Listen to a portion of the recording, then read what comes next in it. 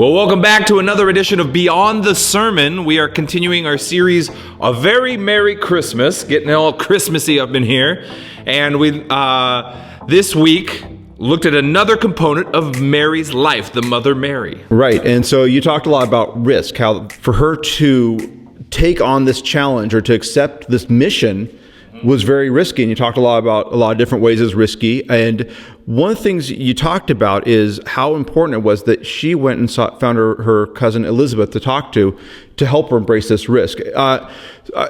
Great in concept, but how do we do that? How do we find people who can, walk alongside us as we're doing these things God's called us to do? Yeah, we talked about risky relationships, which I think you could interpret multiple ways. These are good risky relationships, not people that compel you to do bad things. The idea of having people that motivate you, inspire you, challenge you, reassure you, right? That I am hearing from God, and this is going to be a risk. And so I'm thinking about my own life. There's other pastors in my life, people that are older than me, people that are peers, that are in pastoral ministry. I've got folks that I call, that I connect with, that I share life with, and it is helpful because they're walking a similar season of life or have walked that. Right. And they're able to provide insight, encouragement, perspective, a listening ear in some capacity. I think about people in the church. There's folks that I'm able to just share with and give a little perspective on where I'm at and share life with. We need people that we aren't just superficial with and just talking about weather and Seahawks and, shopping or whatever it is. And I think the relationship that is the biggest in this, the riskiest relationship is my spouse, my wife, right? And I'm fortunate to have somebody that is on that journey with me and very supportive. I wouldn't be where I'm in without her. And so she is that reassurance, that confidence, that person that asks those questions. And so, there's various names and folks that come to mind that fit that. But you asked the question, how do we get there? Yeah, exactly. And how do we find them even sometimes? Which I think part of that, and you're kind of alluding to this, is we kind of have to find them beforehand. It doesn't work just to all of a sudden be in need and then go find a friend. It's that's part of, we talk a lot about, not neglecting coming together as the saints, or, having community groups and forming these friendships in advance. So that when, you already have that, the person who knows you knows your history. I've got a pastor friend that is really more of a mentor and supervisor. He's positionally given authority in that way. But I've entrusted him. I've been vulnerable. And not all authorities in our life are like that, where we can be vulnerable and be honest in that way. And hey, here's all my stuff. Look at all my skeletons and stuff. And so there is a requirement of trust to be able to get to that point. And not everybody treats authority figures like that or their spouse like that. Some people keep their spouse at a distance, or they keep their friends at a distance. And so that's where I think to have that vulnerability, or to have risky relationships, is to have that vulnerability be a key component in that. And the other that I think is also that, not just vulnerability, but a teachability. I've got to be willing to hear what you have to say. Imagine if Mary goes to Elizabeth and she's around her. Elizabeth pours out all this blessing on her, confirming what God has said, and Mary just sits there whatever. No, thanks. I decided I'm not going to do this. You're just really nice. You're just a really positive, half full kind of person.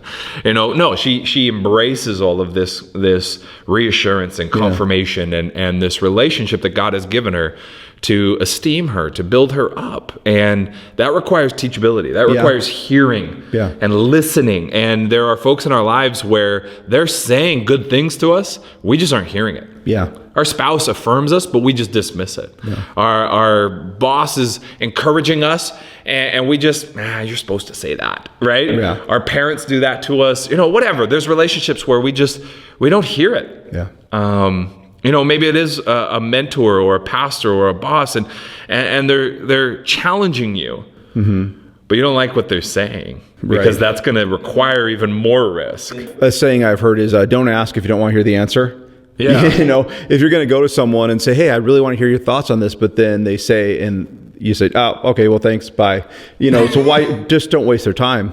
And there's another component also, I think, and that is you have to have a shared values. And you kind of alluded to this, that make sure that the people you're talking to, the people you're trying to bring in as they're risky in the right ways, that they're not going to be leading you in wrong ways, or kind of value the same sort of thing. So, and that doesn't even that can go beyond being a Christian, because someone could be a Christian but not share some values. And I think in terms of part of my own story is, for years I've been writing. I wrote a book several years ago, and my goal has been to write full time. And this whole COVID thing really shifted things a lot for me to where now it's a pretty major step to like become a full-time writer, ghostwriter, editor, and doing all this other stuff. Yeah. And there were people who thought I was crazy. But there were also other people, and my wife was one, who could encourage me to take the risk, but also kind of help pulling me in a little bit, because I can go kind of overly optimistic at times. But it's kind of finding that balance. The people that I know they share values, like they're going to be pushing me in the right way, but also kind of different enough that they're kind of keep me in the rail, off the rails. Ultimately, they're for you. They're for me, and they're not against you, and they're for God's best in your life, not for just their agenda or what they want fulfilled. So a different question, and this is something as you're talking, and I don't know if other people have this question, but you kept on talking about Christ being humble. That's when you actually break that down and think about that. Basically, Sean, you're saying God is humble. Okay, that's crazy. Explain. I mean, talk about that. Talk to me about that. Well, why is that crazy to you? I mean, God is all-knowing and all-powerful. He created everything, and we worship Him. How can God be humble? I mean, on the face of it, it sure seems crazy, doesn't it? And I don't see Zeus or any other pagan gods being humble. Yeah, and I think that there's even some Christians that would disagree with the idea that God is humble because of His omnipotence and omnipresence and all-knowing and everything, right? And they're just, but the reality is when we look at Christ, we see a man who is humble. Yeah, we see God taking on humility and embracing humility in the midst of all the risk Jesus is about to take on, right? When He comes to earth and His ministry, His life, His death, everything.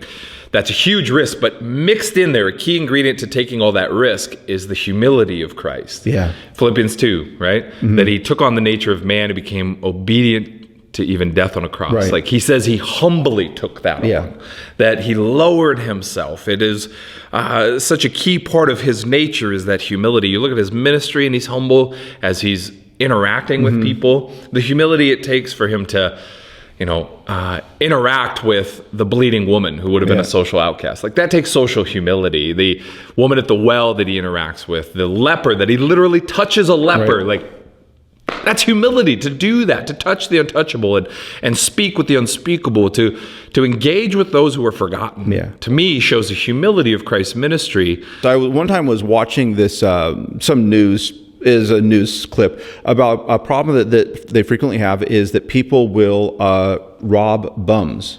People, or you have someone homeless people. Yeah, they're out on the middle of the street. They're passed out, and people go rob them. That's horrible. Right. I mean, that is you can't believe people will become that depraved. And so the way this one police department dealt with that is one of the officers dressed up like a bum. They show this video of him going down, or they film this. He's going down to the car wash and literally is rubbing his hands in the grime on the bottom of the car wash and smearing it all over himself. He gets so he reeks, pouring booze on himself. He does all this, and then he pretends to be passed out there in front of the 7-Eleven or whatever.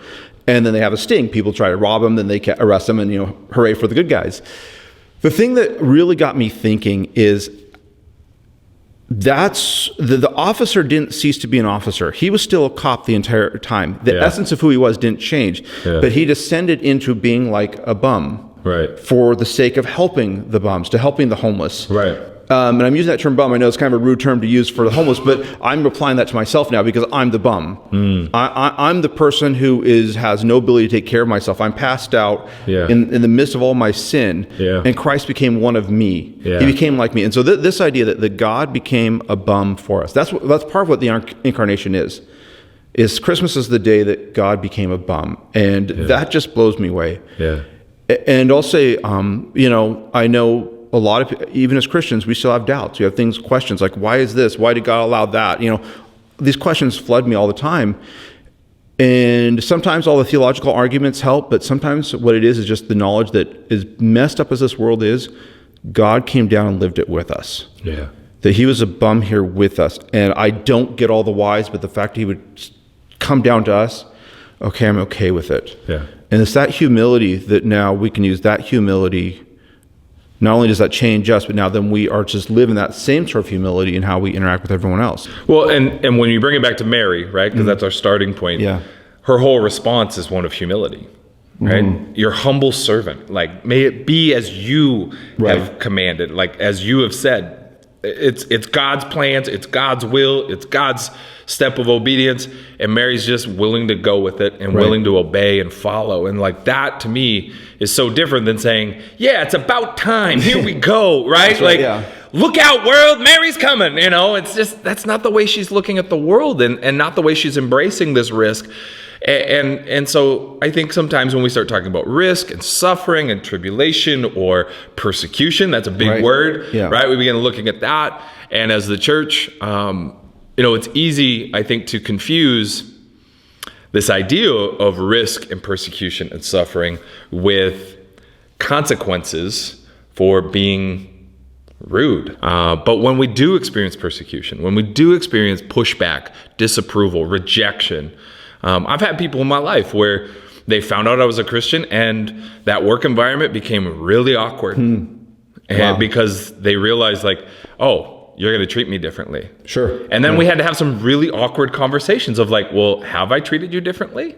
And I know I'm not alone at that there's other people that the moment they find out at work that, oh, you're a Christian, and then they get treated differently because of it, they get ostracized or marginalized, kind of pushed at a distance. When we face pushback socially, relationally, any kind of suffering or persecution, Peter's words come to mind. As you look at 1 Peter chapter 3, verses 13 through 17, and he's talking about this idea of you're going to face pushback. Right. People are going to reject you. People aren't going to like what you say.